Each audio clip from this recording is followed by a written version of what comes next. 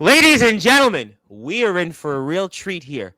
In prime time on the brightest lights, the biggest stage, the only platform where all music and wrestling matters. And our guest is the actual definition of this. We'll talk about his obviously long, storied career, and we'll share some stories of mutual contacts we have outside the wrestling world. Yeah, we'll also certainly talk about what his journey was, and especially this company that was, well, once upon a time, Tri-State Wrestling, Eastern Championship Wrestling, and then, yeah, EC Dub. And I'll talk about a few people he shared a locker room with that I also know. And we'll get into his journey and also where it's taken him today, where you see him now and he's got a brand new talent agency, which is going to be, well, let's just say totally driven, and maybe we'll totally drive some of those talents onto my platform because, after all, he's looking for earned media and engagements. We also have another thing in common because we've both actually been in Blabbermouth. So we'll talk about that. And yes, so I usually you do these and, the podcaster is like, reading it from a teleprompter. And I'm like, no, I know this guy from Blabbermouth. So we'll get into that. Plus, that's scary. Obviously, yeah, I know. I trust me. I'm a scary guy, I've been told. But nevertheless, we'll leave that at that. I know this man has obviously done so much in the sport of wrestling and so much for the sport that we all love in his own commentary now and also in the music world. But I'm now going to give him an introduction. No, I'm not going to just say, hi, nice to meet you. And I know he knows some of the very best ever on both sides of the coin, but I'm going to get this show started here in style on Sportzwire Radio, the number one global radio station where all music and wrestling matters. So with that,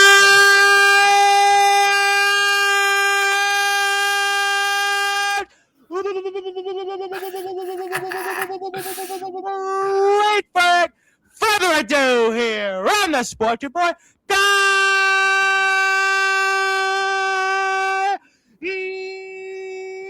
Number one.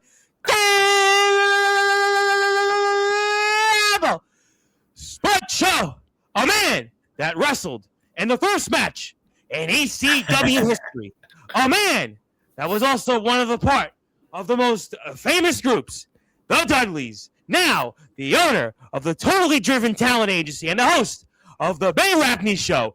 His name is simply put,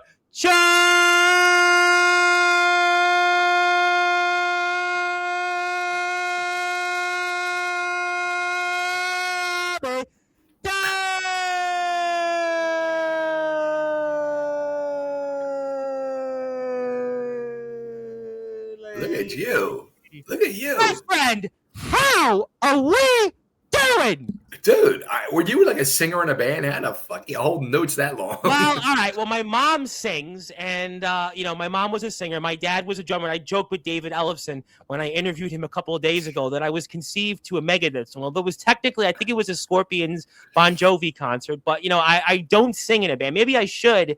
After all the people I've spoken with. But I've been doing this intro for like 3 years. I usually do war chants, but I realize you're a Dudley, and I'm like, I don't want to get put into a table, even if you didn't put anybody in tables. So yeah, that I do have a musical background. My dad, God rest his soul, was a drummer, and he really didn't like my musical chops. My mom sings, and my brother plays the drums, and I come from from that background. So that's that's a little bit about me. But I'm not here about me. I'm here about you, and it's obviously an honor, sir, to have you. I also want to say thank you for all you've done for the wrestling community. Thank you for all that you've done for the music community. You have really one of the more unique stories. And I want to thank, obviously, the Don of Combat, AJ Harrison, for the opportunity. And I am really excited. But I'm going to do the things a little different. I know you've done 1,000 of these. I got a chance to listen to a bunch of them. So I'm going to try to do things a little different because you have something that you just worked on that you've been promoting the last couple of days. And I want to talk about that for those that are listening and watching here in prime time on the brightest lights, the biggest stage, Mr. Chubby Dudley, on the platform you helped build, Sportzwire, without even knowing it. Talk to me now about what's to come with the Totally Driven Talent Agency. This whole thing actually came about like pretty much by accident. Like I've done over the last few years, like I've been involved with like managing some bands from the Philly area. I've been involved with doing like some PR work for bands and stuff like that. And I learned all that from doing my Totally Driven Radio podcast and doing wrestling podcast and doing all this stuff for the last, it's like, I've I've been doing podcasts for 14 years. I know. I heard like 2011. It's funny you said that because Yeah. I have a political background, and when I was, I'm still in politics, but here in Brooklyn, there was a friend of mine, and we were all starting out, and he had a thing called Blog Talk Radio, and he had the That's where I whole was fancy on. setup. Yep, and I remember I those had a days. channel. Yeah. As a matter of fact, I had a network on there, and I had at one point I had my podcast, and I think it was like 14, 15 others on my network. Yep. But I used to do a live show every Thursday night. I used to do a 3-4 hour show every Thursday night. Mm-hmm. And I would do on average 2 to 3 interviews per show. And it was me and my co-host, Nick Wilkinson. And we built relationships with these people over the years. Some that I'm still friends with to this day, like Bobby Brown, the Cherry Pie Girl. Yes, I watched that interview. I definitely watched that. So, we'll send back and forth texts over the years, like, hey, happy birthday. Hey, happy Easter. Merry Christmas, blah, blah, blah, blah. Or if somebody will come to me, hey, can you get me in touch with Bobby? I want to do an interview or whatever. So I would reach out to her. Hey, are you interested? Mm-hmm. This is the deal. So a few months ago, she said to me, she's like, I hooked her up with an interview with somebody, for like a religious podcast came to me. Yeah, so I noticed that she's become a Christian. I was listening to your interview with her, and I was like, "This is the Cherry Pie lady. This is the one that was with Tommy Lee, and obviously God rest his soul, Janie Lane, and she was also in a David Coverdale, and also Great White. We have another connection there with our friends there, Mr. Mark Kendall, who's battling right now a big health problem right now. Crazy sad. So she said she didn't even know I was involved in wrestling. But this person said to her in the interview, oh, yeah, Bay, a professional wrestler. She's like, professional wrestler.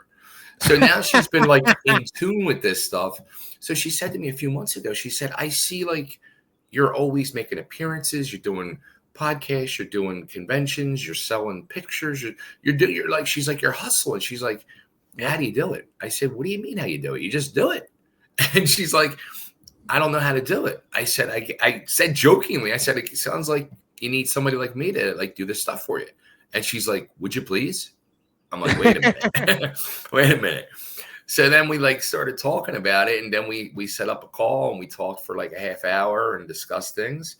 And lo and behold, I start handling, I'm like Bobby's personal appearance handler now. I'm like her, booking agent. So, you can book her on Sportzwire if you want already. Yeah, you want to book her on this platform. We're going to talk. I was going to say this. So she actually did her first comic convention appearance this past weekend. Yeah, I saw that. I did see that. Yeah, in the New Orleans area where she's from. So, and it was a huge success for her. She was all happy and excited. So I got some things booked for her for 26 already. So taking bookings for her.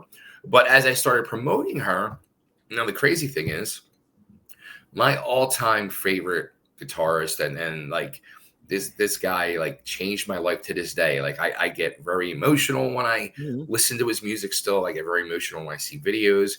Randy Rhoads, the original. Yeah. So I had David Ellefson who played it back to the beginning. Ozzy's last show. Yep, for sure. Yes.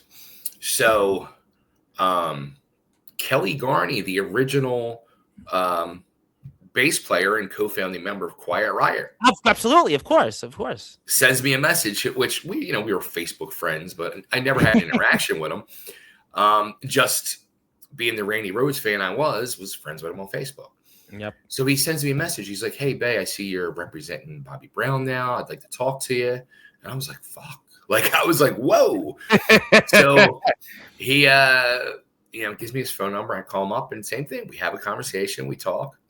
Become friends, discuss things, and now I'm handling Kelly Garney's stuff. And he's actually, I really haven't talked to him much because he's been in Australia, and he's been So he's been in Australia the last 3 to 4 weeks doing a tour of stuff over there. Well, because it's summer there in Europe, whereas here, obviously being in New York, it's winter. So right now, a lot of I had Ellefson on. Ellefson was just in Italy, so that's right now. It's summer over there, sure. Right, and the time difference is like a 12-hour time difference. So so I haven't talked to him that much since he's been over there, but so I'm handling these two now, and I have my Facebook page that I've built up over the years. It's got like, almost 4,500 followers on it for my podcast of Totally Driven and all. And I haven't been using it. And I haven't really been doing much podcast with my new job. So I was like, hey, I got this page sitting here dead. I need to do something with it. So the other day I'm like, all right, time to start making changes. And I'm going to use that as the true public platform to, promote both Bobby and Kelly and whoever else ends up coming aboard in the future. And it's people too that, I grew up looking up to or whatever, but it's people now that, and me and Bobby are the same age. We're both 55. Bobby may not want to hear you say right. And she's not dyeing her beard either, but wow, that's a good point. But Kelly, Kelly is, I guess, like 10 years older, but it's people that, it's later in life. They have their own lives now, other things, but people still think very highly of these people and still regard these people as, oh my God. I mean, and I do right too. now, yeah, for sure. They're stars. They're stars, and they made impacts on many people's lives. So, they made impacts on my life, and I truly believe in the two of them. I truly believe in them. And the same reason why I've done the podcasting and all, and I've interviewed people that a lot of people really might not give a shit about or care about, but I do. And I want to know. I know the feeling. You know what I mean? Like, there's questions you want to know that I was talking with, 40 years. Division 14 college soccer players 2 days ago, and I had Ellison the day before, so I understand. Right. I understand. And you're talking to me, and people are probably like, who the fuck's this guy? No, you're a Dudley. You were on Blabbermouth. No. I mean, listen, you have a lot more history. We love our college soccer players on Long Island, but, look, I understand that guy. But no, I agree with you. I know people want to hear you talk wrestling, but I agree with you about a lot of those acts from the 80s. When you think about certainly Bobby Brown and all the the Great White, obviously, Once Bitten, Twice Shy, obviously Cherry Pie. I've had, like I said, Mark Kendall of Great White. I had Kicks, Brian Damage Forsythe. I mean, I've had on Doug Pinnick of King's X. I had all those, heavy hitters, those big names, obviously Ellis. And I think that because the rock world, the state of rock in America, at least, it's not what it was in the 80s. And I think that's why those artists, there is still that fatuation today that people want to tune into them. And I think that that's why you have an opportunity to represent these individuals. And I'm sure many more will come along the way because, and Lorraine Lewis, obviously somebody we have another mutual connection with. Great girl. I love Lorraine. Unbelievable. Yeah, she's coming back on. But to me, I just think that because of where rock is right now, and I think so many people who grew up 30, 40 years ago as fans of those artists, those bands, those people in those videos, that there is still that demand for them, There is. But here's the thing that, like, I mean, Motley Crue's touring with Tesla and Extreme. Motley Crue said, I'm retiring. I signed the dotted line. Listen, Guns N' Roses today announced once again they're touring, although I'm not crazy about Public Enemy and Ice Cube on the bill. But the facts are is that, I mean, look, these bands that said they were done, and, we know that the long history with Axl and Slash and Duff and, the problems they had for years, and yet they're going out there. I mean, that's just, and Motley, again, signed the dotted line. We're done. We're calling it quits. And we're on a 20th anniversary of the Carnival of Sin tour. Right. And here's something, I came to realize this. It was probably about 20 years ago, when a lot of these bands, when I was living in Philly, a lot of these bands, they would come through the area and they're playing these small clubs. Cinderella was from Philly, by the way. Yeah. Dude, they were from my neighborhood. I grew up with them. Jeff went to the same high school as me. I spoke about them with Phil Lewis, who they were just on tour with Kiefer. Yep. Sure. Yeah. So they, these people, these artists, and they're artists. They were talented, they were amazing, and they were able to get to that next level. Now, mind you, we, kid at that time idolized these people.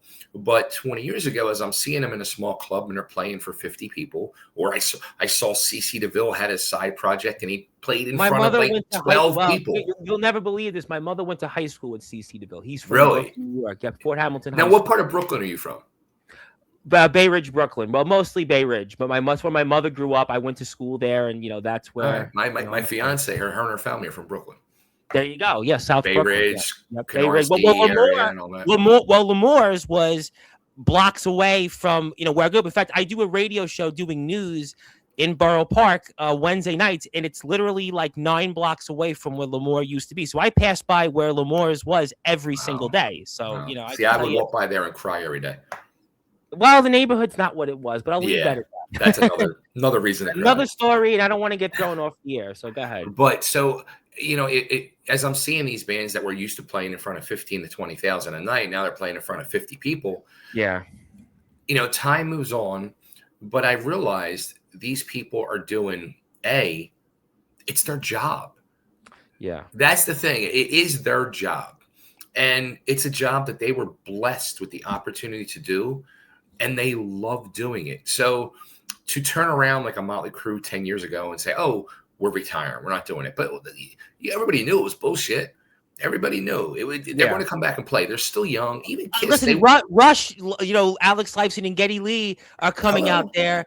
And, you know, I'm really actually more upset about that one than Motley coming back, because Neil Peart, who was the songwriter of the band, who was basically all the intents and purposes, the person that came up with all that stuff that you heard from Rush after the first album, they're touring again. And, I mean, I get it. They want to play, but to me, you know, Neil Peart was the lyricist, and he was the driving force behind that band. Look at Pantera. Without the brothers, I know. Listen, dime. But here's the situation. The music deserves and needs to be played.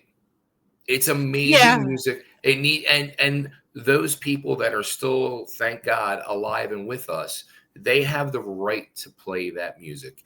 And the fans want it. If the fans didn't want it, now some people I agree with you on that, and I think that it is because, to me, I think the state of rock music in America is not what it was, and I think that's why people and generations of people like myself and younger have found that music, whether it was through family, whether it's through the internet, whatever it was. I think that those bands are timeless. So that's, I think, a great reason as to why people need to follow you on Instagram, follow you on TikTok, Facebook, the Bay Ragney also show, which is on YouTube, also the Totally Driven Talent Age. I have the poster for that. I'm going to keep putting that up throughout the show. Hit the sub button for you on YouTube. I'm going to put the Chubby Dudley official page up as well.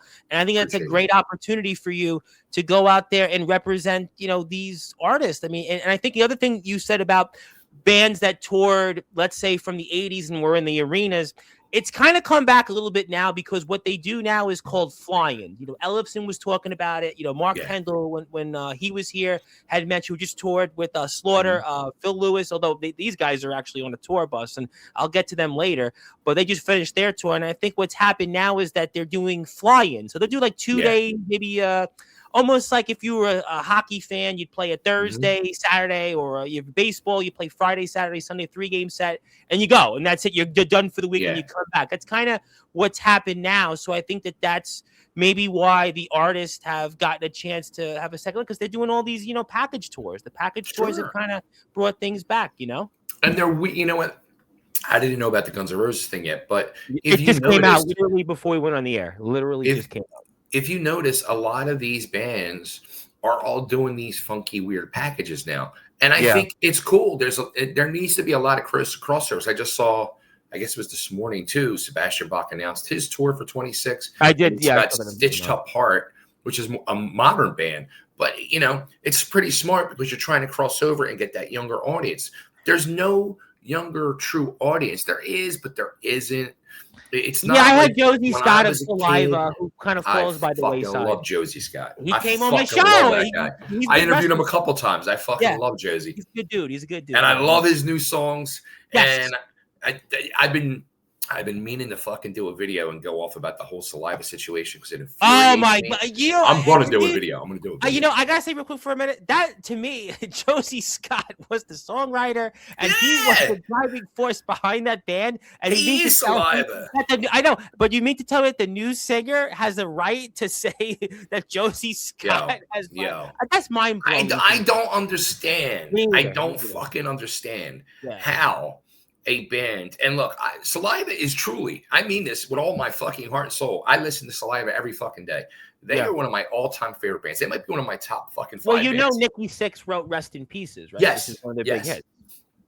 So, you know, how does a band that is all replacement players. And no offense to Sebastian LeBar, Jeff's son. I love Sebastian. Yeah. I love Sebastian. Amazing talent. Love the fucking kid. And Josie said the same thing too. He actually said he's a nice kid. He likes. He's a great. I love fucking Sebastian, and he's doing his job. That's his job, is to play fucking music. So he has a job to do, and he filled in for Wayne on a few of them shows before Wayne passed away. And he got the gig, and now, but I don't understand how fucking Bobby and 4 replacement guys have the band name. I know the original guy that was the guy, and he named the fucking band, and he's not allowed to have the name. I hate to say this is what's wrong with our country. I know, but we had the same thing with the whole LA Guns, the separate LA Guns. We had the whole thing with Great White. I mean, it was like 13 Great Whites. I mean, unfortunately, that's what happens. Yeah, I mean, just it's just one of these unfortunate things. And yeah, Josie's a great guy. There's another new song that just came out, but I mean, you have an opportunity, I think, with all these, clients. And we have another person that's mutually a friend of ours that I have to bring up again, Miss Lorraine Lewis, who you were featured in Blabbermouth for. You and I have that connection for. You had her on right after she left Vixen. And you're Chubby Dudley, so you could have asked her some of those questions. I wasn't going down that road, but I could see when Miss Lewis. I got to the point though. Like early in my interview days, I wouldn't do it, but now I don't give a fuck. Now I go. For it. I go for it in the right way. You know what I mean? I don't fucking. I'm not like a blunt dick about questions. No, you weren't. No, you weren't. No, it was good. No, it wasn't like It was stuff like I said to her, like it was stuff I was noticing, and I watch it, and I fucking noticed. So I had to ask. No, but it was like, I mean, I wouldn't have done that. I obviously didn't ask her about Vixen. She has new music out, and she has the other things. I mean, it's over. It's over. Yeah, but I wouldn't. I don't know if I would have done that. But no, Lorraine, is obviously a tremendous talent, and she has a new song. The best thing that happened to her. The best thing that happened to her was that. Well, we had her producer on. The engineer, as a matter of fact, the producer was Steve Brown, who does some of the guitar records and stuff. And Steve now is doing the John Bon Jovi. Steve and PJ were just here a couple months ago, and I went and saw PJ Brown. Yeah. But I had on Scott Gutierrez, who was in the studio right before Tupac died, and she got him to help her engineer these 3 songs. So she's doing great with that stuff. And obviously, her from Rock Wives as well. That was another thing that she worked on. So we have something mutually in common with her, and so I'm sure you have many good things. It's the 6 degrees of separation. I know, it's crazy, but no, she's a tremendous talent, and she's got new music out, and it was funny, she had one song with George Lynch that came out, then she had the single with Steve Brown, and now she has another song that she's working on, her Femme Fatale version, and it's great to see that her doing well, and I think I agree with you, she's better out of Vixen, and Vixen since then. She's a star. And you know what? No disrespect. I love Roxy from Vixen. I fucking love Roxy. Yeah, Vixen was good. I mean, Vixen definitely. I love Vixen. I became friends with Roxy and Maxine and the whole. Britt Lightning's now in the band. I mean, so she's an amazing talent. Absolutely. Talent. She just did the Rock. It was the Rock Fantasy Camp, I think, with Ellefson. Maybe the one prior. Yeah. So I know her. Yeah, cool. Yeah, but obviously that's great stuff, and I'll come back to later. But obviously. I know people are going to want to hear some of the things you've done in the wrestling world, and you are the host of the Bay Ragni Show. Now, I know I'm going to get into ECW, but obviously one of the things that caught my attention from you is you had a few things to say about John Cena. Now, John Cena has his last match coming up. Now, to tell you the truth, I haven't watched WWE as much these days. I have my reasons on that. First of all, I don't want to get Netflix. I don't want to get Peacock. That's the first and second reasons. I'm too cheap because I can't. It's like a car payment. You got a car payment to watch WWE now. But what do you think about that? Because you had a few things to say about how they hyped this whole 1 year thing with Cena, and we're getting Gunther. Yeah. I think they fucked them. Plain and simple, they fucked them. Like, and no, I love Gunther. I do. Yeah, I love Gunther. I think he is a true world champion, but he should not be in this match. Well, could you say that he would have the opportunity to retire Goldberg and John Cena in the span of 6 months, and that is a big deal, or not? But it was done right with Goldberg. It was done. Yeah, right. I would agree with that. I think the Goldberg storyline. I do agree with you on that. Yeah, there's zero storyline here. They had this tournament. I mean, they had this tournament. Fuck the tournament. That was the dumbest fucking idea. That is lazy booking. Lazy, stupid fucking booking. And these guys, there's a boardroom of 32 fucking writers that are sitting in there, and you come up with a tournament? This fucking guy gave you 25 years of his life.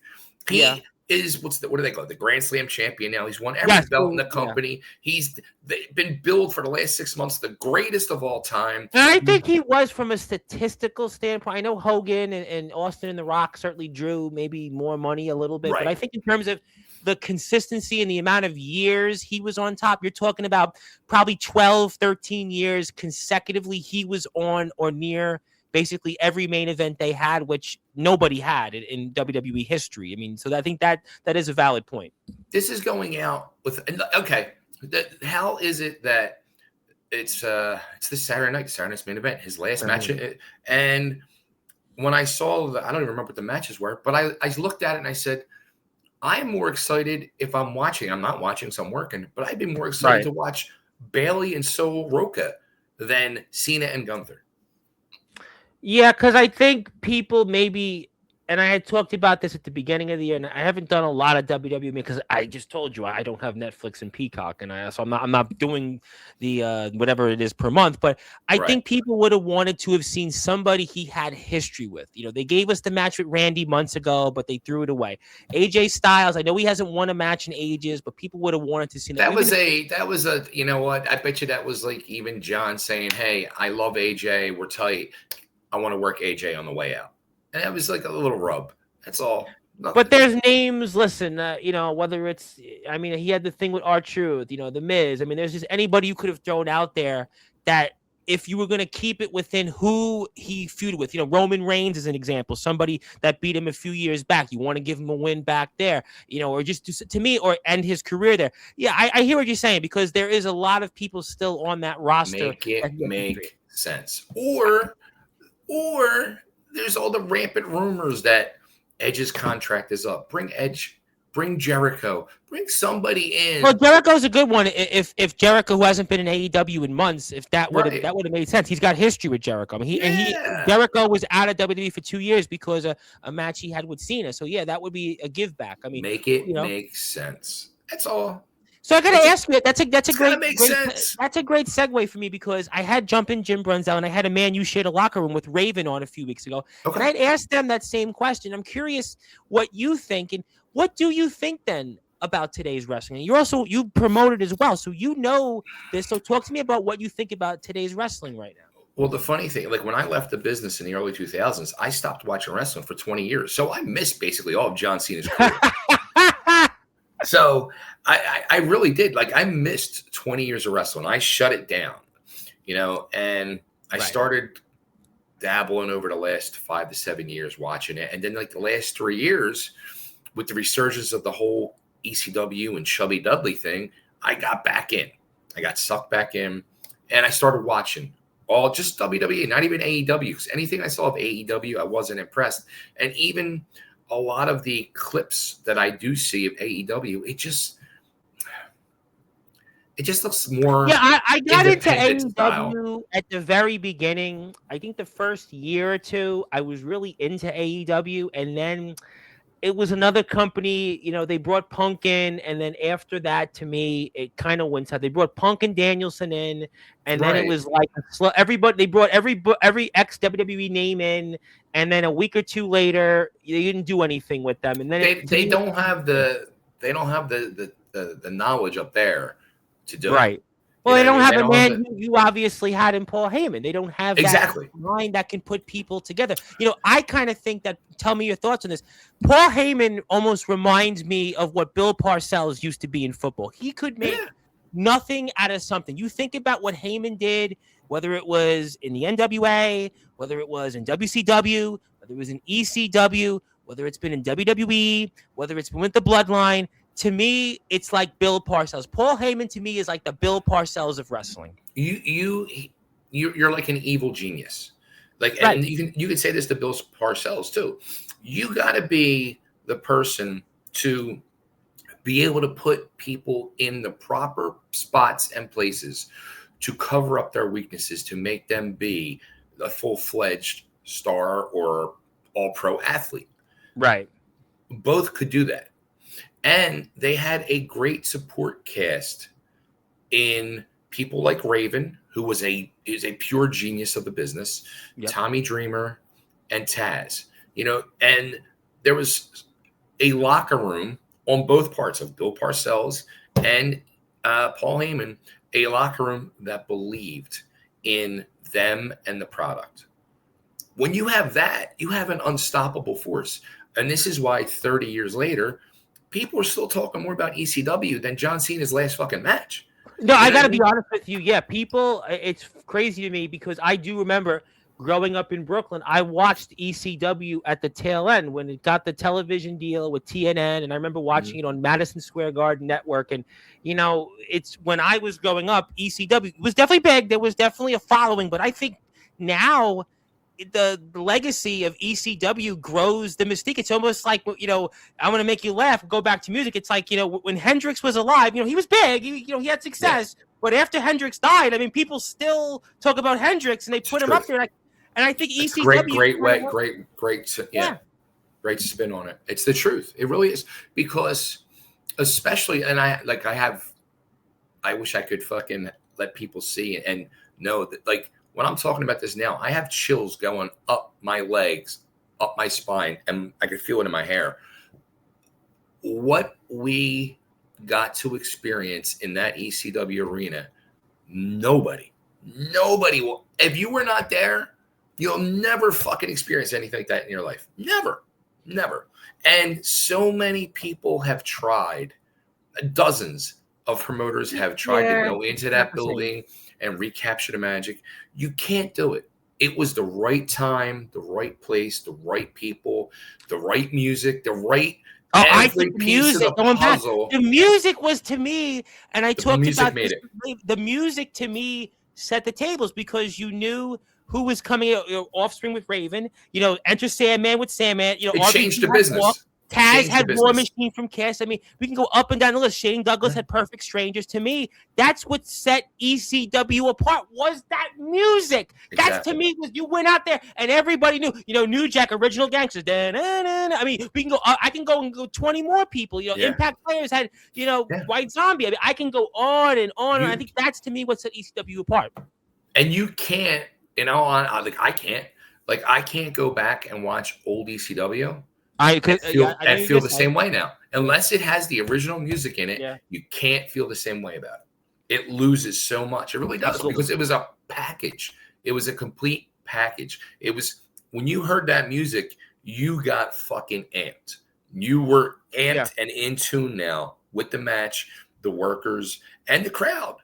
It was I'm telling you, even sitting backstage, they would have a monitor set up, and we would sit around the monitor and watch what was going on the other side of the curtain. I'm like fucking, I would be trying to be cool and calm sitting there, but inside I'm going nuts, because I couldn't believe what I'm watching on this little 10-inch fucking black and white monitor that's going on here. I was like, what the this is crazy. Crazy. Yeah. It was an amazing. I remember being here in New York City. We're here with the legendary Chubby Dudley Bayragni. Of course, he's got a talent agency, the Totally Driven Talent Agency. Go to Facebook, and you can go like his page for that. Also follow him on Instagram. Hit the sub button for him on YouTube. We're gonna putting those links up here throughout the next 45 minutes or so, and we're gonna give him something a little bit, because he does these podcasts all the time, and they don't give him anything. But I'm gonna give him something. I'm gonna tell you why he'll like it. My name is the Reverend Tom Bryce, your voice, figuratively and literally, where all music and relative. But yeah, ECW. I remember when people talk about the Elks Lodge, the Manhattan Center. To me, and I said this with Raven. I definitely said this with Raven was here, and I know I said this with his director of his documentary. I'll come back to Raven in a minute. But to me, there would be no Attitude Era without ECW. I mean, people could talk about all the things they saw, but let's be honest. Stone Cold was a knockoff of the Sandman. I mean, everything you saw. I mean, listen, the Dudleys came in there. That was brought in. All the things that you saw in ECW invading the WWF, and all the different things that ECW had. All the angles. With Beulah and Kawana Wamanola and Dawn Marie, all that stuff. I can go up and down the list of things you saw storyline wise. The WWF started to copy it, and that's what led to the Attitude Era. Hello. Totally. It all came from ECW, and then in all reality, ECW came from Tri-State Wrestling and Joel Goodhart. Yes. So if it wasn't, there was. It's crazy. Like when I was involved with this whole TWA reunion show earlier this year, that WrestleCon, yep. We worked on that for a year, and it literally. I mean, you learn the progression of things that happened in the Philadelphia area. If these things didn't happen, we never would have gotten ECW, which in turn we never would have gotten the Attitude Era, and we would never have gotten the legendary ECW Arena. And there was so much out of that came from 3 people meeting because they were looking to buy insurance. And that's how everything unfolded. Was Carmella and her husband Paul were looking to buy insurance, and somebody referred them to Joel Goodhart, which they became friends from their conversation of buying insurance over pro wrestling. And Joel was involved with the NWA. Joel ends up becoming involved with the NWA because of Paul and Carmella taking him to an NWA show. Yeah. And then it just evolved, and then they started doing a wrestling radio show. They form a fan club. They start promoting shows. What's his name? John Ariti had. Remember that the radio show? Mm-hmm. Kind of the same deal. Yeah. So it just evolved and blew up. And Joel was doing these amazing independent shows, and that's where I went to wrestling school at. And even some of them shows drew bigger houses in Philadelphia than ECW ever did. He had some houses that there is almost a myth 3,000. I was going to say, it's the truth. That shows that Goodhart had promoted. You're talking about 89, 90, 91. They were drawing 2,500. And I'll even go further. The AWA was in its dying years at that time. So those shows, those pre-ECW shows, were even outdrawing things like the AWA. So you think about that from that vantage. People talk about WCW WCW was coming to Philly. I would go to WCW every month. They were drawing between 1,000 and 1,500, and Goodhart would do his 4 big shows in the quarterly shows, the same complex, and he was drawing 2,000 to 3,000, and the shows were fucking light years ahead of time and blew the WCW stuff away. Yeah, I'm not listening. I mean, there's no question that there was something that was led, and Mr. Goodhart, I know was so important to you. So how influential was he in everything you're doing even today? That's a good question. Like he was so influential to me because I ended up getting into promoting wrestling shows. Liberty All-Star Wrestling, right? Yeah, because I wanted to, at the time, in the early days of ECW, when we got the TV deal and Eddie Gilbert came in and do the booking, Eddie started cleaning house and he got rid of all the local talent. And we were one of the first ones to go, me and my partner in the Hell Riders. Yep. And we were, I was a kid at the time. I was 23 years old and I was green as freaking fresh grass in the summer day to this whole wrestling thing. And I was pissed off. So I was like, all right, well, what the fuck am I going to do now? And I always, at that point, I felt ECW sucked. I felt Eastern Championships wrestling sucked. I hated the booking that Todd was doing, and I break his balls about it all the time. Yeah. I hated his booking. I didn't like even what Eddie was doing very early on.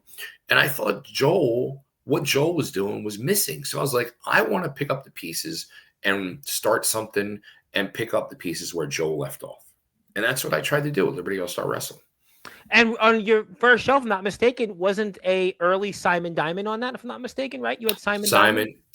Dude, that's another thing. Like, a lot of people I had on Liberty All-Star Wrestling shows ended up going on to big things. My main event on the first show was actually Raven 2 weeks before he debuted as Raven. He had just come out of WWF. And oh, yes, that's right. Yeah, I remember that period. Yeah, he was my main event against Tom Brandy.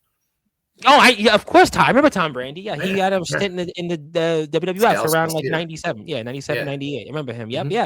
That Yeah. makes sense. No, and that's, you becoming a promoter, and now it's kind of, just going back to music for a second, because now you're doing this talent agency. Do you draw, and I'm curious because I don't think anybody's asked you this yet, because you really haven't spoke as I've much heard on music than the wrestling career, and I'll come back to that. But now that you're involved with this talent agency, totally driven talent agency, once again, everybody, please go out and follow Mr. Dudley on Instagram.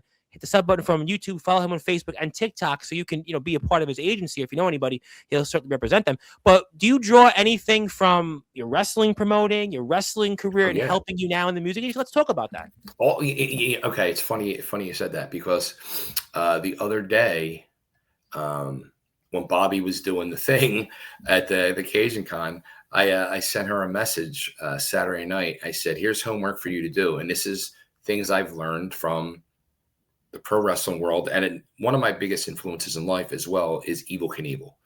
I Oh said, yeah, "You," yeah, yeah, yeah. I said, "You need to do this and talk up and express how happy you are about what you did. It's this is something big for you. This is a venture into something new." And I could tell by her messages she was sending me. She was very shocked and surprised. I'm like, well, you need to portray that and let people know. Don't just portray it to me. Let people know how happy you truly are. Put it out there. Don't be scared. Put it out there. But do you So think that that's because Bobby had been front and center and probably was, coddled in, especially with, being married to Janie and all that success with Warrant, MTV, Tommy Lee afterwards, she was, in the spotlight for a long time. Do you think yeah, that's a part of yeah. it?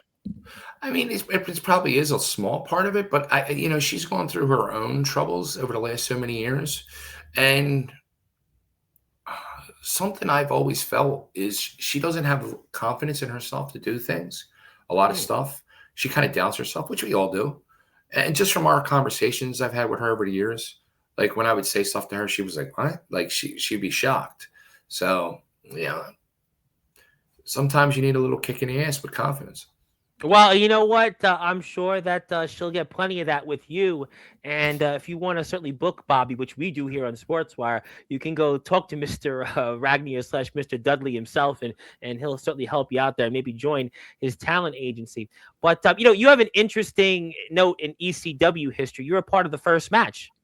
Yeah, yeah, that was before I was a Dudley. Before I was a Dudley, Yeah. I was part of the Hell Riders, and we were, we were in this feud with the tag team champs at the time, the Super Destroyers, and Yep. we were like almost every show we were working the Super Destroyers, and we get into the first match and we got squashed, completely squashed out. I was like, oh, this isn't good, like because TV is a whole nother level. Once Right. it's on TV, especially that was 33 years ago that was Yeah. filmed. It's now, who would think WWE would have their own network or whatever? It's on fucking Peacock. It's on this. It's there. It's there for history. Once something's on TV, it's there. It doesn't go away unless people really want it to go away and they have that money and power to make it go away. So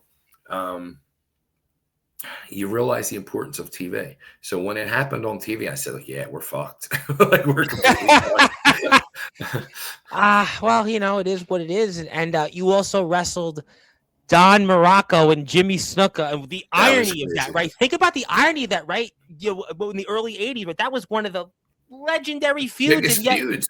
And yeah, that was their first time tagging together. And but it was the same thing. Like we're in the locker room and you go up to they post the match order. on the And wall. yeah, we go over and I'm looking and I see that. And I was like, fuck. Like, we're fucked. We're fucked. So, we go over to Jimmy and Don. We're like, hey, what do you guys want to do? They're like, don't worry, brother. Don't worry. We'll talk. We'll talk. This was like 2-3 hours before showtime. We go over like an hour later. Same thing. We'll talk, brother. We'll talk. We're at the curtain getting ready to go out. We're like, what are we doing? They're like, don't worry, brother. Don't worry. When the bell rings, just be ready. Okay. So yeah, and they beat the fuck out of us. And I was at that point, I was like, yeah, we're really done. We're out. And we were. Well, I mean, maybe it was a sign of, things to come. And speaking of people that, Totally. that beat a lot of people up, and I have to ask you about him because I've interviewed him and I know him relatively well, and that's Pitbull Gary Wolf. And you shared a locker room with Mr. Wolf. And, Mhm. anything that you may want to share on here that you can share, certainly about Pitbull Gary Wolf? The craziest thing with Gary still is, that moment sitting again backstage because I didn't know what other people's angles were. They would go off and talk to Paul and do their thing. So you would see stuff unravel on that little 10-inch monitor in front of you. And when they did the thing, I mean, Gary had the halo, and I remember like seeing that shit drilled into his fucking head. I was like, wow, that's fucked up. You know what I mean? Like, that's crazy.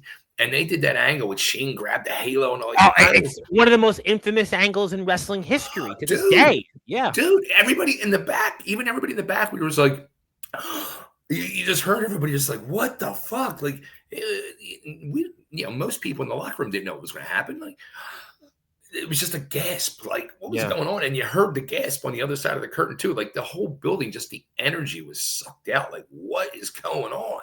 It's crazy stuff, man. Crazy Yeah. stuff. Very. Like the stuff with Sandman, and they brought little Tyler in at the time. He was Yes. like 5 years old. Like all this stuff was groundbreaking and just crazy shit. And you're like, We had the whoa. first LGBTQ angle in wrestling. Yeah, like, Really, with that. it's like you're seeing like what was her name? The fucking Divine Brown, the hooker that was in the car with Oh Hugh Grant. yeah. You're seeing Yeah. people like Oh that yeah, I come remember walk. hearing about that. Yeah. Yeah. You're seeing people like that come walking in the Yeah. dressing room. You're like, what is going on? It's like a circus. It's the fucking Yeah. circus. And this crazy stuff's being done and unfolding. You're like, are we going a little too far? But it's the night. It was truly, it was the whole extreme thing. That was the word, in that 94, 95, 96 time. Everything was extreme. It was the X Games. It was extreme. Yes, I remember the X wrestling. Games. Yes, the It X was a Games. whole era of extreme that was evolving. And Paul was the one that really kicked the door down with that took that word and ran with it and used it. And yeah, I mean, I think that's a great point. And obviously, I had Raven on here a few weeks ago. Raven has the documentary out, Nevermore. Have you watched it? I watched it twice. I watched it last week. So I got to tell you about my new job too, because it's interesting. But people were telling me about it in my new job. If you've heard of the app Whatnot, Yes. I do sports card breaks, selling sports. Yeah, cards. I've seen that. Okay, yeah. I sent you the picture last night. I'm like, You I'm did, live yeah. on there. I do like a 10-hour show, like 4 or 5 nights a week. So, people kept saying to me, they're like, dude, you got to watch the Raven documentary. So I watched it last week. I watch these documentaries, and that one really, really brought me back, to the arena. And I had the the director on memories. even of it, by the way. Really? Yep. Dude. I mean, I sit there in tears watching these things because I see what Scotty's going through now. And, he was part of the whole formation of the Dudleys, and was part of the thing of bringing me back in with Stevie Richards. And, it really took me back to those ECW days. And I thought to myself, like, it was getting me choked up was, we did so much for, the love of ECW, the love of the business. And, we really beat the fuck out of our bodies that, at the time you're not thinking about. And 30 years later, we're all have, God knows what from concussions. We've all had so many fucking concussions. If you watch any of us walk, we all have that wrestler schluck. I mean, we know Raven. I mean, watching the documentary, and you see the tremors now with him. Yeah.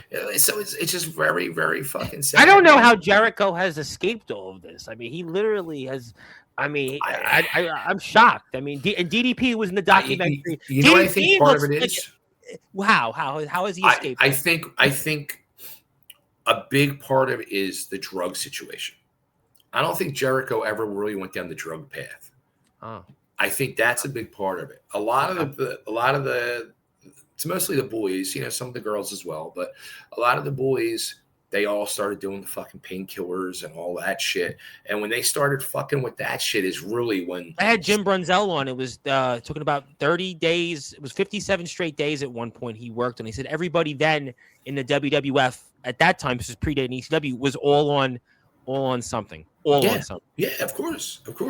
You know, and you know, when we would do, so in those days, it was for, we would do Friday and Saturday shows, ECW. Yeah. And it was just every weekend.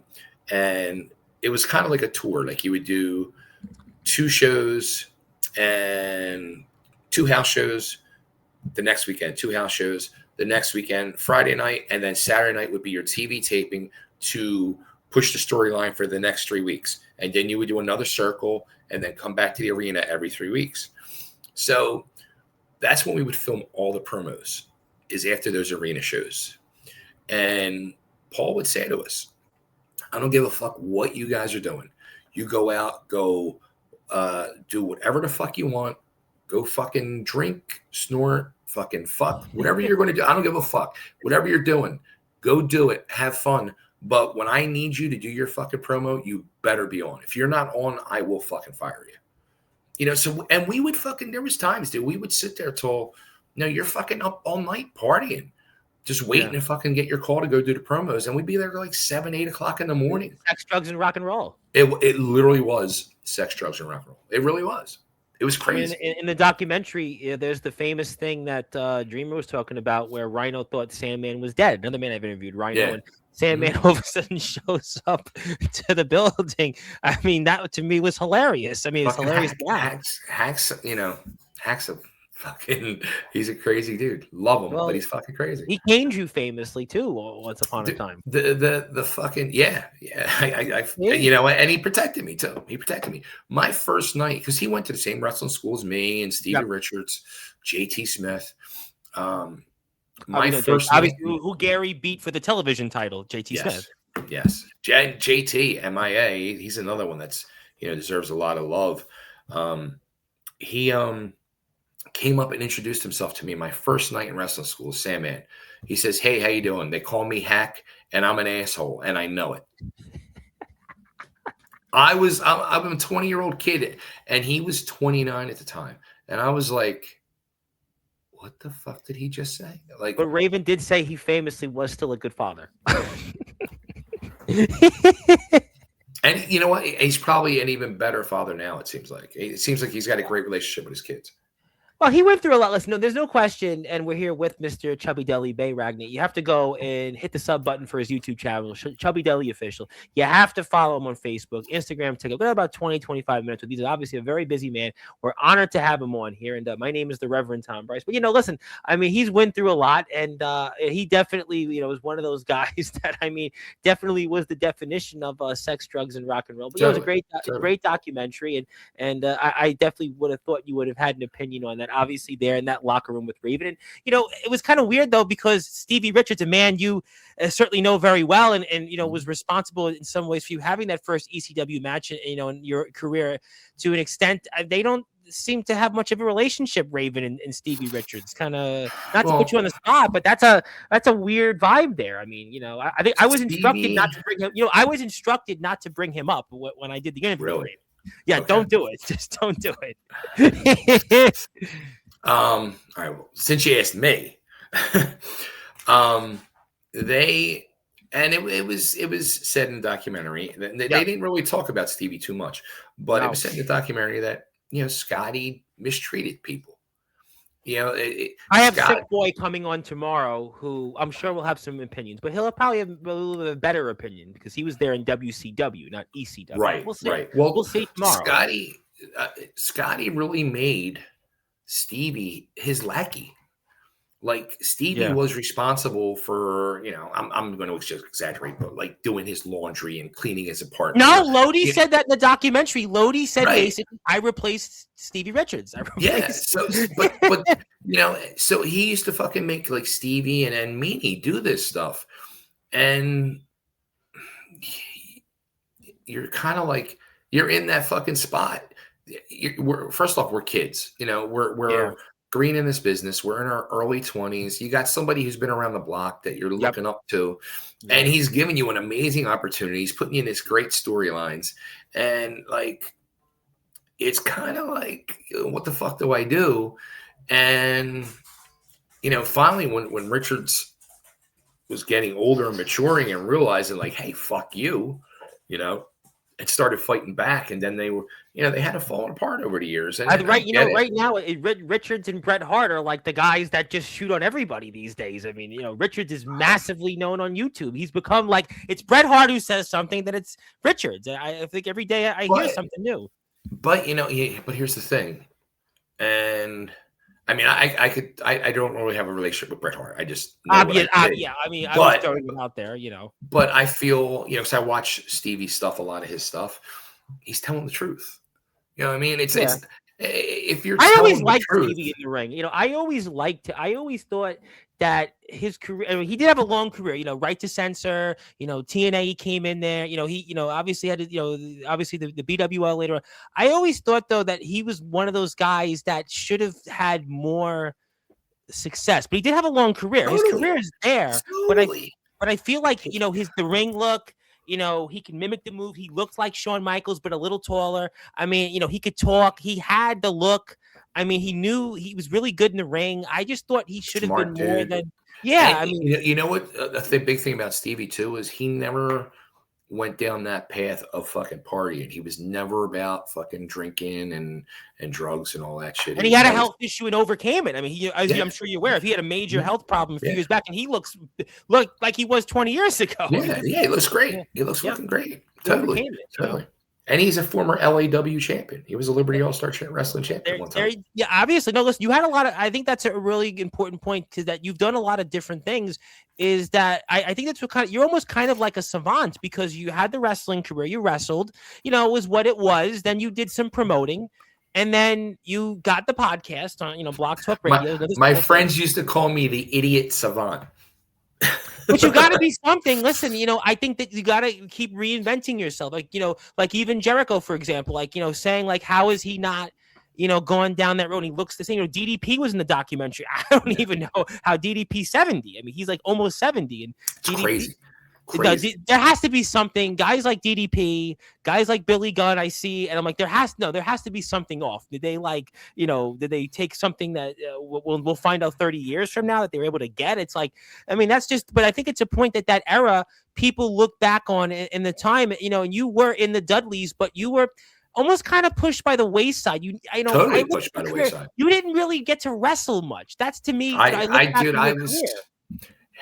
It's crazy, because I was like so blessed to be there and put in that spot, but I was so underutilized, and there could have been so much fun shit that could have been done with my gimmick, but it was never fucking thought about, never touched on. And, I was part of my own downfall in that situation, because, at that time, I was like 25 years old, single guy, fucking responsibilities. I fucking rent, car payment, all this shit I had to fucking pay. And I would go work my job. I was a pizza guy. I would deliver fucking pizzas. And on Fridays and Saturday nights, I would have to take off and lose my big paydays of the week to go to ECW and not get paid. So it was like a double-edged sword. And I also had, at the time, I had a wrestling school that I'm paying rent on, and I'm fucking training people. So I got shit I got to take care of. And then that's why, I only went to the local shows. I only went to Philadelphia, local PA, South Jersey or Delaware shows. Things that were like in an hour radius I would go to. Right. That mid-Atlantic area. Sure. I never went to the New York shows, because I'm like, I'm going to have to fucking drive 2 to 3 hours on a Friday, get stuck in traffic, pay tolls, do all this stuff. And I'm going to lose a couple $100 a night at work, and I couldn't afford to do it. So they didn't know where I was coming from. They didn't know if I was going to be responsible enough to show up or whatever, but they never approached me and said, hey, what's going on? What's the deal here? Because they were very focused on, early on Dudley, and then, me and dances started the same night. And then they brought Bubba in. They had plans already. So I was just part of the sideshow. And I kind of got lazy myself because I was like, oh, well, shit. Like, I'm here. I'm part of the sideshow. I get whacked with a chair, whacked with a cane, take a bump, and I still get all the fruits because I'm getting all the after show party stuff. I'm getting the sex, drugs, and rock and roll. I'm getting put in the magazines. I'm getting all this stuff. So I was like, oh, well, this ain't too bad. Like, this is still good. No, I mean, I think that's the thing that you guys did have that made you guys so unique. But, obviously, I mean, nobody could have forecasted what Bubba and Devon and even Spike had become. There's just no way you could have not at all forecasted that. I mean, they arguably are the biggest names success-wise. I think RVD, though, meant more, but I think in terms of longevity of success outside of ECW, I think the Dudleys had the most success. For those, I know Jericho was there a little while, but the Dudleys were more ECW mainstays. I think that they had the most success, certainly, than anybody else did that came out of it. I mean, nobody saw that coming, I would think. Nobody saw it coming, and to each of them, they fucking deserve every bit of it because they busted their fucking ass. They could have, like me, I got, tweaks. I got to the fucking teen dance and got lazy. They got to the big fucking dance and they didn't get lazy. They worked twice as hard. So that's the big difference there. They fucking earned and got every ounce of fucking, respect and, rewards they got over the years. They fucking earned it. They deserve it. No, they definitely did. And I'm going to ask you one more question before I give you something. And I do want to give something for all the things you've done. I thought it was ironic that you interviewed a man you did wrestle when you left ECW, and Jason Knight, another guy that I have to put up there with a DDP, a Billy Gunn, because this guy also has his own school and has been training different people and, out there. And you wrestled him. And Jason Knight is a guy that I don't know if he can't be 60 because the guy looks better. Dude, another guy looks better. He's 61. He looks fucking better now. I gotta be honest. I think because I remember him when he was managing the Impact players in ECW with Just Incredible, which I'm not going to ask you on, and Lance Storm and Dawn Marie. Exactly, but he looks better now than when I last saw him on ECW TV 25 years ago. How was that possible?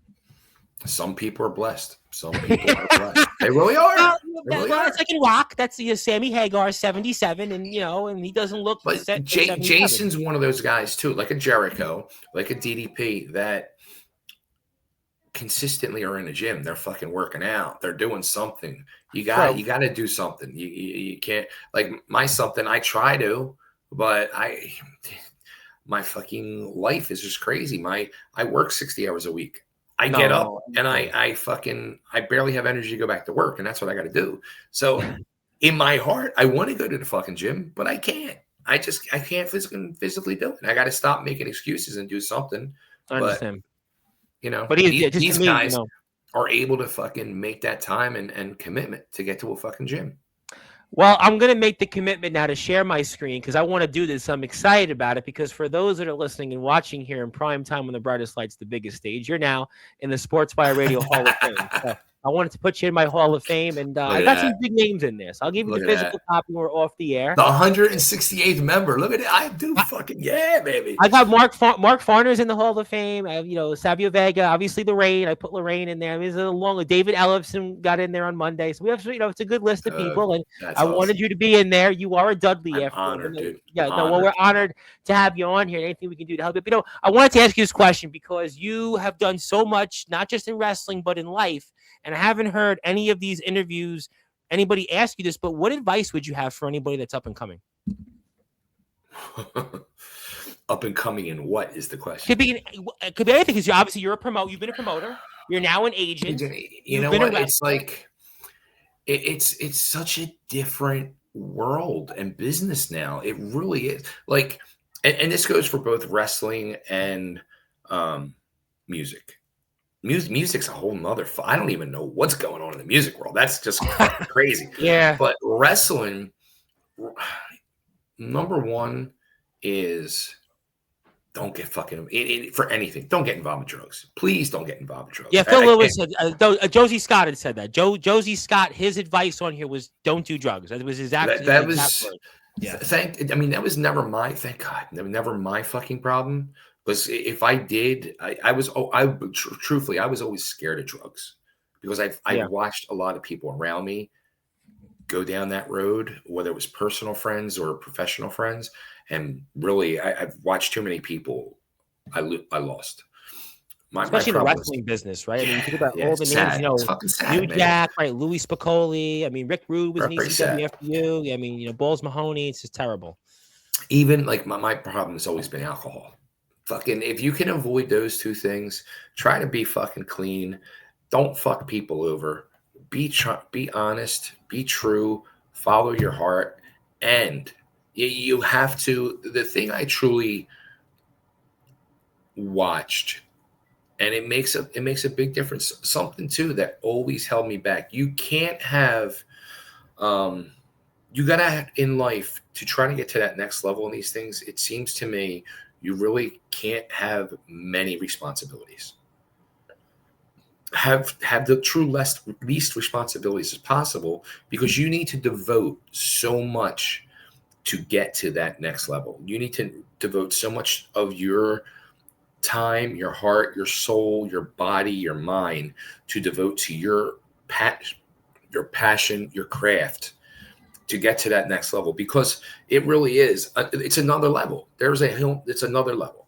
It's like another level of life. There's another level to these businesses that very few get to that dance. They get to that into that club. And there's even people that got to that next level, but there's another fucking level. So, Yeah. there's levels to each one of these things. And the ones that have too many responsibilities or too many demons, it's very hard to get unless you're like, a fucking Amy Winehouse or a fucking Axl Rose or, somebody that was able to with I think Axl Rose. He's had poor luck, Axl Rose. There's 1 in 10 million people that have that, and especially today, music business, it's nearly impossible.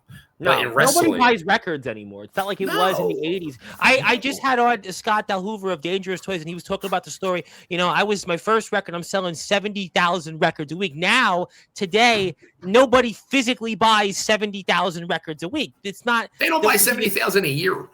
Absolutely. Listen, there's no question about that. I mean, listen, there's very few, but Metallica's last album did not even go gold.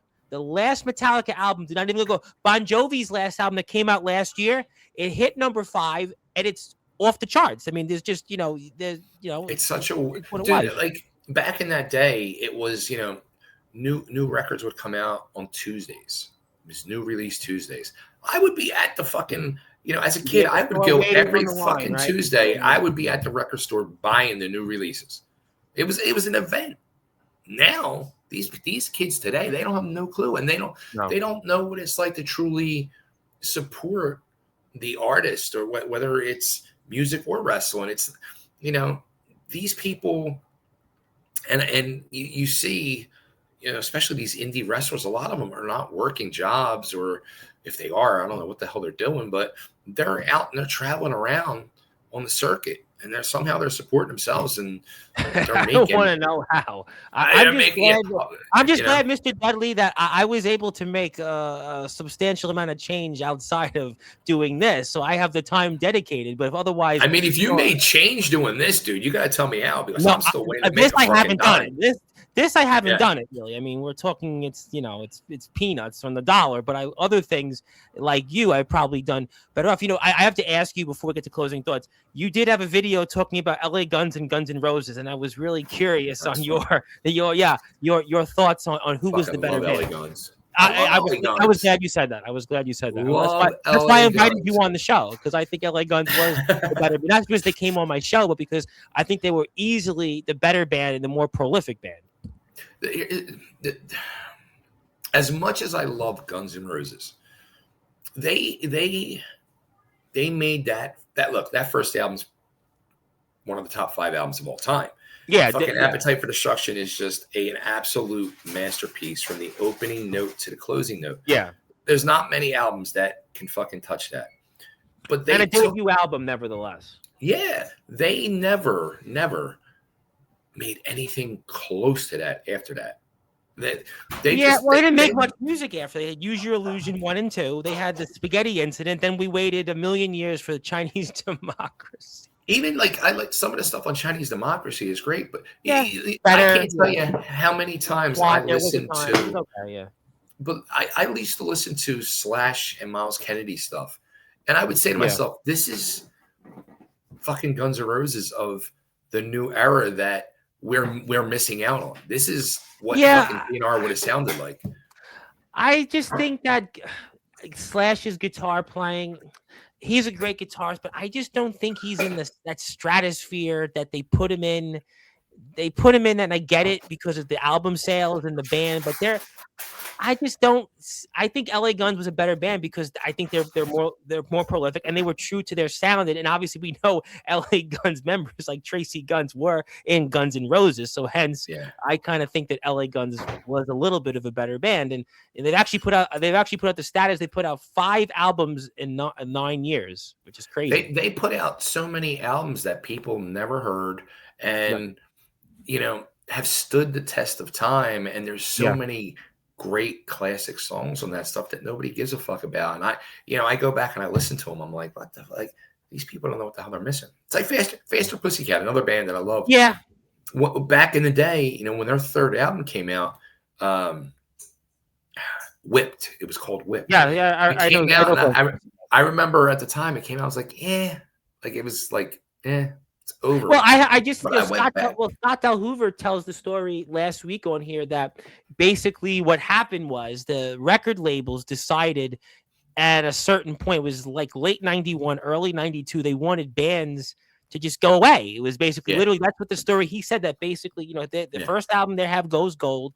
The second one comes out and all of a sudden the label just says they want him to leave. And they were fortunate. He, in his words, said he got paid a lot of money to leave. But I think that's what happened. A lot of those bands, that cut off like 91, 92, maybe more 92-ish, they just. But some of those albums, if you go back and listen to them now, are great stuff. I think Warren's third album was really good. It was actually I've never given it a chance. I have to listen to it. And I am famously, my favorite, you're going to hate me for saying this, my favorite Motley Crue album is the self-titled Motley Crue album, the one with John Corabi on vocals. Me too. Yeah, it was a really good album. But that's the thing. But I know you can't picture it as a Motley Crue album though. No, but it wasn't fucking phenomenal. Yeah, it was and stands the test of time more than any other album they did.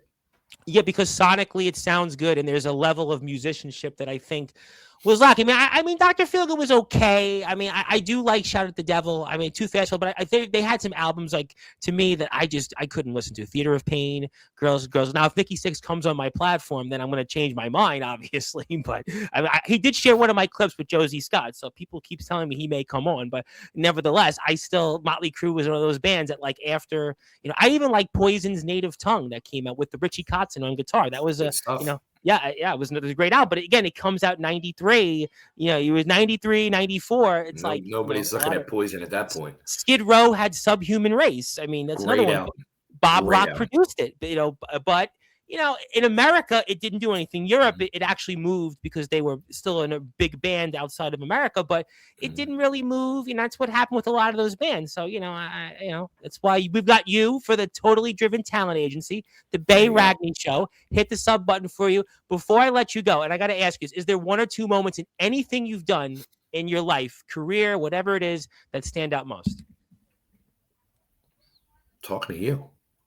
No, David Ellefson BS'd me on Monday, and I'm glad it got featured in Blabbermouth, but this is not one of your one or two moments that stand out most. Probably, Liberty All-Star Wrestling promoting a match, probably wrestling Don Morocco, Jimmy Snuka, probably being, in the first ECW match, probably, looking at Lorraine Lewis a few times on video, Bobby Brown on video. No, just kidding on those parts.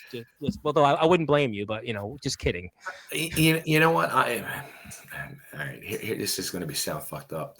Like I look back at the stuff, I did a lot, and on one hand, I feel like accomplished a lot, but on the other hand, I still feel like I was not successful at anything. I disagree with that. I mean, I think you've been able to, be off your feet and do different things. I think that, you bounced back and you wrestled, you promoted, you went away from that, had a family, you came back and did podcasts. I think, to me, the most interesting thing about you, and I know you've done 1,000 of these, I really believe mine is going to be the most unique one you've done yet because of the different It's things definitely you up there like.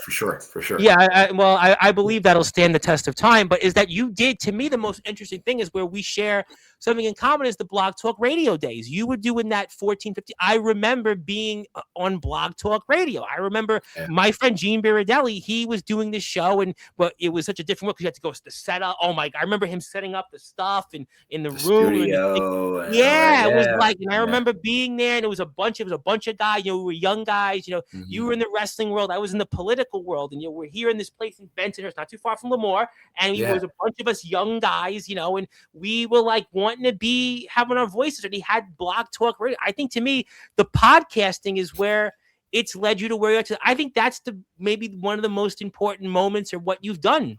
That's my opinion. It definitely helped me to become more the person I am and help me mature for sure. Because, look, Howard Stern was a very big influence on my life. And the one thing that I always took from Howard was like I said to you before we did this, you can ask me any fucking question. I answer any question. I don't care. I tell you the truth. I tell you my feeling. Well, you had some ones you did that were like, that was almost like there's the awkward pause I listened to. There was a few that you did. I'm like, we ain't going to have that problem today. Yeah. So, I just try to be open and honest with this stuff. And no, I think that's, to me, the moral of the story, which is why I think, ladies and gentlemen, we should follow Mr. Dudley on a number of platforms, and especially Facebook, Instagram, YouTube. Hit that sub button. He's closing in on monetization, so help him there.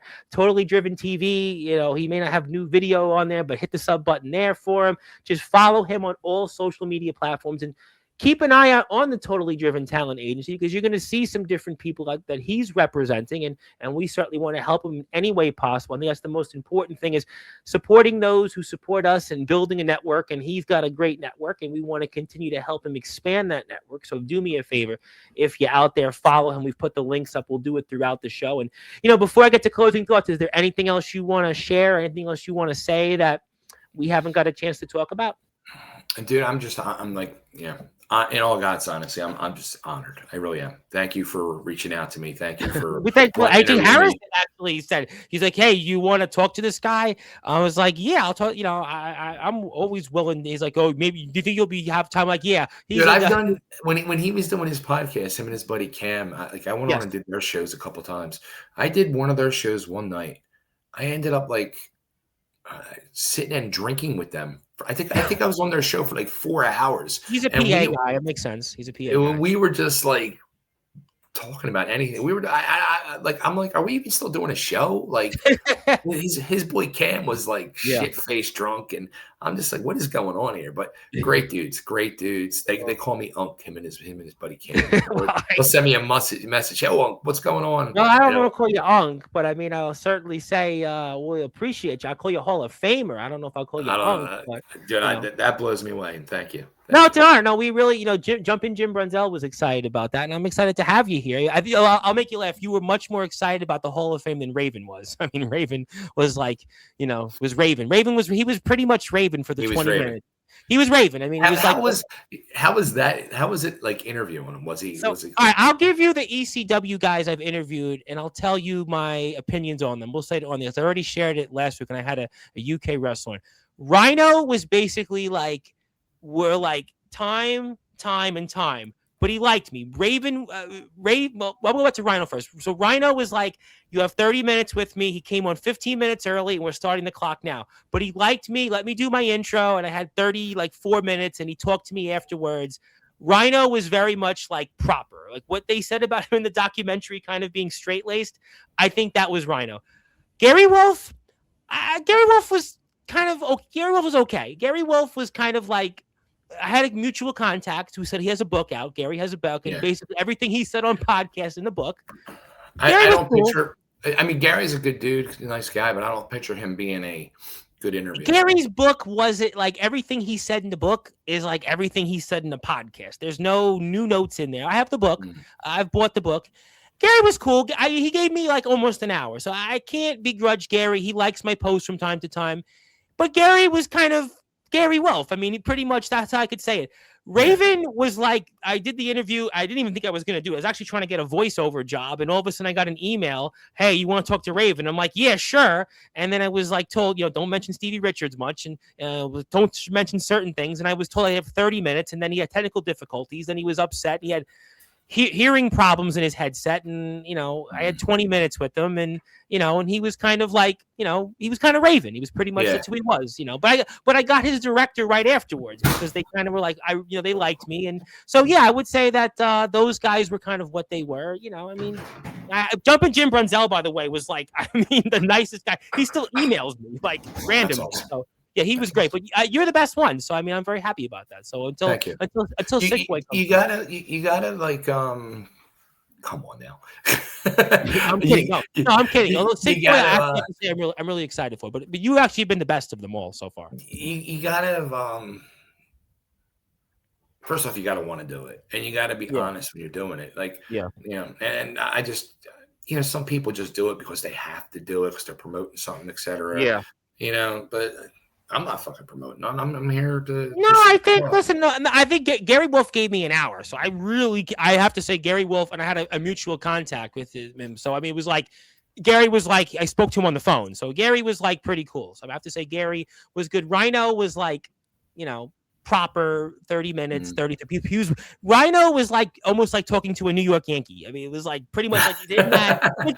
But I respect that because he's got a successful business. He's got his own Fed. He's doing work. He still looks good. So I respect that a lot. I really do appreciate it. He brought that workman-like thing. It was a big deal for my platform. Raven's Raven. Pretty much Raven is, a Sick Boy tells me he calls him Rave. So that's how it goes. Look, I expect that. But talking to the Rock guys, if I'll give you my 2 cents on those. Mark Farner of Grand Funk Railroad was like the greatest guy I've ever spoke with. He was like super cool, spoke with me. Mark Kendall, I'm really pulling for. Great White was really cool. Brian Forsythe was like one of those probably didn't want to be here. Phil Lewis of LA Guns was. Phil. I've interviewed Phil a few times. Phil is. I could tell you some each question is like a you don't know what you're going to get. That was exactly the convo. Scott Dalhoover last week was great. He was super cool. He emails me. Everybody loves to look at Lorraine, so I don't have to say anything further. Doug Pinnick of King's X was pretty cool. Doug Pinnick, cool. I saw him play, and Ellefson, I interviewed Dave a few times. I interviewed Dave like right after all that stuff happened. I don't know why you guys send me that link because I'm sure that one you didn't ask him about. What? I'm sure you didn't do that. No, we talked about it. We did talk about it. Oh, okay. Because I was told don't bring it up again. Well, I was told this was right after. Don't bring up Mustaine and don't bring up 2021. Yeah, this was like right after it happened, and it was like. He had just did one big interview on it, and he just touched on it quickly. And you had him on right after Eddie Trunk, then he did it with Eddie Trunk. So. I think that he did it. I heard the whole. I listened to it like I remember like yesterday. He did the whole thing with Eddie Trunk. And it was like he talked about it, and it was like that's it, and it was like that's And you know what? He handled it great, and look, years later, and he's doing. I think he gets a raw deal with it. I think he gets a raw deal with it. I'm not. If I get Mustaine, I'll change my mind. But I hear a lot of things through the grapevine about Mustaine, and Josie Scott was great, by the way. Josie Scott was one of my other favorites I've ever interviewed. So I keep meaning to reach out to him after with all the new music and everything. You have to. But I got to let you run because you got a lot of stuff on your plate. Yeah. So I'm going to give you the floor. Let me give you some closing thoughts. Anything else you want to plug, share, or say? The floor is yours, sir. You know what? Like we said, Chubby Dudley Official, Facebook, YouTube, TikTok. Give me a follow. Give me a holler. That's it. And just thank you. Like it still blows my mind that people like yourself or people either remember me or even give a fuck. Like, because I had such you're a part of history, man. Listen, listen, you're a part of history. I think that people definitely remember you. And I think that, listen, the ECW, to me, I think ECW is like Hendrix. It just continues to grow and grow. And I think that that's why you will stand the test of time. Even if the run was what it was, you're still a part of that history. That's why, to me, you're legendary because you were a part of that moment. And to me, you're a part of ECW, to me, the peak of it, before the pay-per-view, 94, 95, 96. I mean, by the time I got into it, 99, 2000, was they went to the network and people were in and out. It wasn't the same, once to me, ECW lost its law. I hate to say it, when Taz won the title, when Taz got the belt, that's where ECW started to know it's a bit. I mean, it was a business when Raven left, the whole thing with Todd Ward, not getting into it. But to me, 99, 2000, when I got into it, it was not the ECW you were a part of. I mean, it was still there. I mean, it was still there, That's why I ended up for years afterwards, I would hear everybody they're like, oh, I'm an ECW original. And I would be like, were you there in 92? No, I'm an ECW original. So now that's why I call myself the original ECW original. Because it's a good point. It's a good point. I think the only ones that can truly say that, I think, are myself, Hack, and JT Smith are the true ones that were on both sides of the. I laugh when they had the WWE, ECW documentary, and they're showing Stone Cold as an ECW original. Dude, was there for what? 2 months? 2 months? Yeah. And he even wrestled. Great times. Great times. It was great. I mean, listen, the stuff was great. I mean, he was what he was doing with the billionaire title. It was funny, but he wasn't an ECW original. No. I mean, listen, but enough. I appreciate you. We could talk all day. We'll bring you back whenever you want. And that is the one and only legendary Chubby Dudley, the newest member of the Sportzwire Radio Hall of Fame. He does have something, which is a totally driven talent agency. Go to his YouTube, Instagram, Facebook, TikTok pages for more. My name is the Reverend Tom Bryce, your voice figuratively and literally with all music and wrestling matters. If you're here on Sportswire Radio, hit the sub button for us. And until then, good morning, good afternoon, good evening, wherever you are. On the number one global radio, and that is Sportswire Radio, with all music and wrestling.